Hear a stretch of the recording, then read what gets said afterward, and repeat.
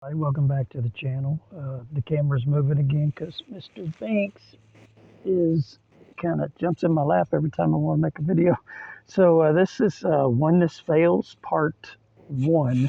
It's just two simple little things. Data or knowledge is not the answer to everything. It's just a relationship or a way of the spirit world or the spirit connecting with the earthly world.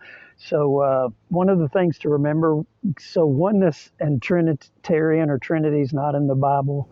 The ideologies are grasped from there from both sides. But anyway, just to get to the point, the one of the two of the things that kind of debunk, I don't want to say debunk because that's not right, but faults in the oneness doctrine, the oneness of God doctrine, is the fullness of the Godhead dwelt bodily in Jesus. Well, if Jesus is part of the Godhead, he doesn't dwell in himself. So that's one. And the other one is what I hear a lot is Jesus was fully God. He can't be fully God because God is a spirit. And those are just technical data references, not causing waves or ripples or making a big deal. But having been an atheist, if I heard somebody say there's one God and Jesus is the God, I would be like, well, that doesn't make sense. And not everything has to make sense in the earthly world because things that are spiritual don't make sense in the earthly world. But Jesus didn't dwell in himself.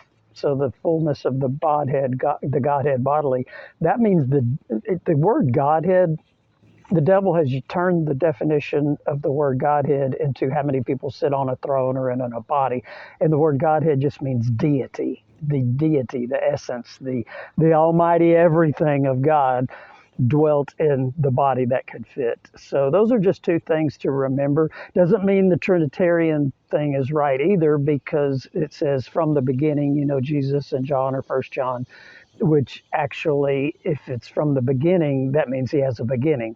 So it has to mean the beginning of the creation of earth or something else, because he couldn't be eternal if he had a beginning. So just something to remember. And Jesus is not fully God because God is a spirit. And the fullness of the Godhead dwelt bodily in Jesus, meaning he couldn't dwell in himself if he's part of the Godhead. The Godhead means deity, not how many people. So we'll get this. God will figure it out and God will fix this. But these are just some seeds to get us out of this just strict doctrine stuff that separates us. Amen.